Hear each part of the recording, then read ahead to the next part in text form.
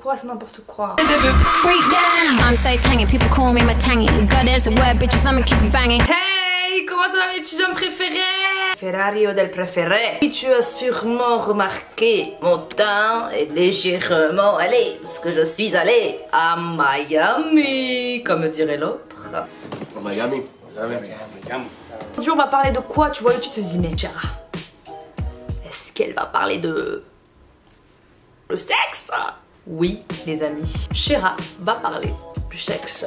Ouh, j'ai chaud. Je n'ai absolument aucun carnet parce que je vais laisser mon cœur parler et on va en parler en détail. On va parler d'énormément de choses. By the way, je vais vous dire quelle est ma position préférée. Ceci est une blague, maman, ceci est une blague. Ne meurs pas devant cette vidéo, ok? Et je me suis dit que moi je suis née en 1992. Il y a des jeunes qui me suivent qui ne sont pas nés à la même époque que moi. On a une vision du sexe qui est totalement différente. Le sexe évolue d'année en année, j'ai l'impression, la perception qu'on a du sexe, les mœurs, etc. Et j'estimais pour moi qu'il était très important d'en parler. Pourquoi? Parce que de plus en plus jeunes, les gens regardent YouTube et donc du coup, j'ai une communauté qui est de plus en plus jeune. Une communauté qui n'écoute pas forcément les cours d'éducation sexuelle, leurs parents, leur maman, ou alors une communauté qui a du mal à parler de sexe avec ses parents, avec ses proches ou même avec ses amis. Et donc du coup, je me suis dit, Chara, t'as des choses à dire sur le sujet. Alors un sujet très vaste, hein, vraiment. Et que je vais explorer le sexe.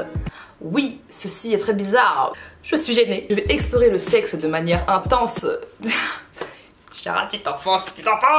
Cette vidéo va être du grand n'importe quoi. Premièrement, je tenais à dire une chose qui est très importante. Je pense que qui dit sexe dit plaisir, mais il y a aussi les maladies. Je tenais à dire une chose qui est très grave. Il y a un adolescent sur deux qui ne se protège pas. C'est pas normal. L'activité sexuelle de nos jours, c'est de plus en plus tôt. Alors j'ai pas mon mot à dire dessus. Je pense que des mœurs ont changé, on voit des choses, on entend des choses et donc du coup on croit ses potes. En termes de sexualité, ne croyez absolument pas vos potes. Premièrement, on va parler du sida. Ça s'attrape comment? Une relation sexuelle, une pénétration. Je suis gênée à cet instant. Et le zizi, il rentre dans la foufoune de la fille, sans préservatif. Bon, sachez que la personne éjacule ou non à l'intérieur du vagin, on peut attraper le sida. C'est pas genre oh je vais m'enlever juste avant que pouf et waouh il y aura rien. Ça s'attrape quand même parce que les pénis sécrètent des semences, désolé je ne sais pas parler hein, mais qui peuvent aussi contenir le virus. Ça s'attrape aussi comment? Une sorte de rapport sexuel. La fellation, hein, la fellation c'est quoi? C'est sucer. Je sais peut-être qu'il y a des jeunes qui savent pas c'est quoi la fellation. Tu suces ton partenaire. Tu peux risquer d'attraper le virus du sida. Pareil pour avec ta bouche, ta partenaire fille et toutes les maladies sexuellement transmissibles s'attrapent comme ça. Ce que je vous conseille, c'est de pas écouter vos potes qui vous disent mais si tu suces, t'attrapes pas le sida. Si ton partenaire il sort avant qu'il éjacule, t'attrapes pas le sida. Totalement faux. Protégez-vous tout le temps. Ta vie elle est gâchée à cause d'une maladie et à cause d'une erreur comme ça. Je veux dire que tu peux regretter vraiment toute ta vie. Sur un coup de tête, t'as envie d'écouter les vieux conseils de tes potes. Quoi, YOLO, de façon machin. Non, que de la merde, que de la merde, que de la merde. Si jamais par exemple avec ton partenaire vous avez une certaine confiance etc et que vous voulez franchir le cap de ne plus porter de préservatif, ce qui est normal, choisis-toi un moyen de contraception déjà premièrement. En plus de ça, faites des tests à deux, main dans la main, faites des tests. Faites des tests 3 mois après le dernier rapport sexuel non protégé, c'est très important. Si jamais vous avez un souci par rapport à une activité sexuelle que vous avez faite, par rapport à des doutes, que vous pouvez en parler à personne en fait, n'hésitez absolument pas à parler à des personnes qui sont plus âgé que vous. Ça peut être l'ami de vos parents, vous, un prof en qui vous avez confiance. Ça peut être aussi au planning familial. Bref, quelqu'un vraiment qui ne vous jugera pas sur ce que vous faites. En tout cas, voilà, moi ma vidéo, elle est là pour ça. J'espère qu'elle répondra à toutes vos questions. On parlait d'un sujet qui était très important, délicat à aborder. Avoir un rapport sexuel avec quelqu'un. Je trouve que vraiment la sexualité, c'est très important. Donc il faut pas faire n'importe quoi avec sa sexualité. Je suis pas là pour vous dire quoi faire de votre vie sexuelle. Vraiment pour vous donner les meilleurs des conseils pour que vous soyez respecté au sein de la relation sexuelle que vous allez avoir. Ce que je voulais vous dire en fait, c'était que faites-vous respecter et respectez-vous. On entend beaucoup de choses, je trouve qu'on en parle vraiment pas assez. Le fait un homme force une fille à avoir un rapport sexuel. On se rend peut-être pas compte, mais par exemple on est dans le lit avec son partenaire ou son amoureux, lui il a envie d'aller plus loin, il a envie de faire l'amour et vous avez peut-être pas forcément envie. Je sais qu'à ce moment-là, ça pose énormément de problèmes et il y a vachement d'ambiguïté en fait. Sachez que si vous n'avez pas envie de franchir le cap, même si c'est avec la personne que vous aimez, même si c'est avec quelqu'un que vous aimez bien, même si ça fait des années que vous êtes avec cette personne-là, si vous n'avez pas envie de faire l'amour avec votre partenaire, ne le faites pas. C'est pas que quand ton mec il veut que tu fasses, voilà, que t'es obligé de le faire. Et il y a des hommes qui obligent leur partenaire ou même leur amoureuse avec qui elles sont depuis des années à faire l'amour en fait. Et surtout, ça passe à travers beaucoup de stratagèmes et beaucoup de stratagèmes qui sont très malsains. Ça peut aller de la manipulation. Si tu le fais pas, de toute façon moi je m'en vais, moi je veux plus être avec toi, moi de toute façon si tu le fais pas, je vais parler sur toi, machin et tout. Ne cédez absolument pas à ce chantage. Parce que si vous cédez à ce chantage là, vous céderez à tous les chantages. Vous avez le choix de pratiquer une activité sexuelle avec votre partenaire ou non. Et surtout, ne vous laissez pas engrainer par « oui mais tu m'as chauffé et maintenant tu me stoppes ». Vous faites ce que vous voulez en fait. La personne en face de vous, elle s'adapte à votre comportement. Une activité sexuelle c'est à deux. C'est pas le choix d'une personne qui s'impose à une autre personne. Et je trouve que c'est vraiment très important d'en parler et pour moi c'est important d'en parler dans cette vidéo. On a tendance à mettre ce sujet sur mute parce qu'on est avec la personne qu'on aime. Et surtout, ne vous laissez pas avoir par la manipulation. Ça peut être aussi, si tu le fais pas, ça veut dire que tu m'aimes pas. Si tu le fais pas, de toute façon toi et moi on se mettra pas ensemble.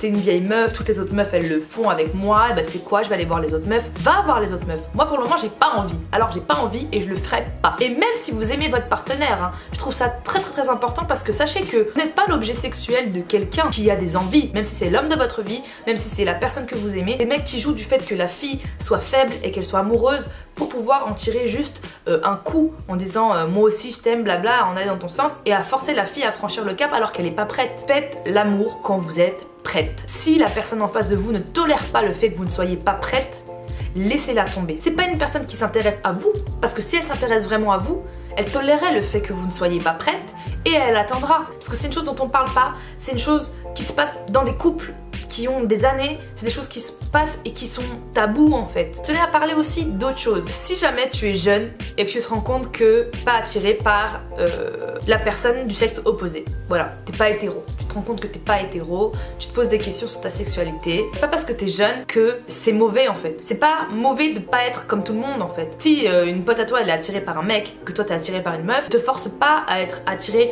par un mec juste pour rentrer dans des codes ou dans des cases. N'aie pas honte de ce que tu aimes en fait, parce que c'est ça l'amour en fait. On aime les personnes qui elles sont et pas forcément pour leur sexe, et ça il faut vraiment que tu t'en rendes compte. Si tu restes justement dans un truc où tu as envie d'être comme les autres juste pour être comme les autres alors que ton cœur aime autre chose, tu risques de te faire plus de mal à toi que les autres personnes.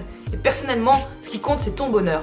Peut-être que j'ai pas les mots, donc je m'excuse si je maîtrise pas le sujet comme je devrais ou alors que je suis maladroite. Sois sereine avec toi-même parce que le plus beau sentiment que tu peux ressentir c'est l'amour. Peu importe la personne qui est en face de toi, peu importe son sexe, peu importe son ethnicité, parce que c'est pas les personnes qui vont te juger, qui vont vivre la relation à ta place et qui vont être heureux. C'est toi qui compte réellement. Tu es attiré par des personnes qui sont différentes de ce que tes proches voudraient, emmerde tes proches en fait, vraiment, parce que ce qui compte c'est ton bonheur et normalement tes proches devaient être heureux pour toi et pas le contraire. C'est proches, mais sachez que c'est pas parce qu'on les aime, c'est pas parce qu'ils font partie de notre sang qu'ils ont les meilleurs conseils et qu'ils ont les meilleurs choix pour toi en fait. Le meilleur des choix que tu peux faire c'est toi qui l'as, dans la mesure du respect et de l'amour. Et si pour toi aimer et respecter c'est aimer quelqu'un que tes parents veulent pas que tu aimes, ben c'est pas à eux de les aimer en fait.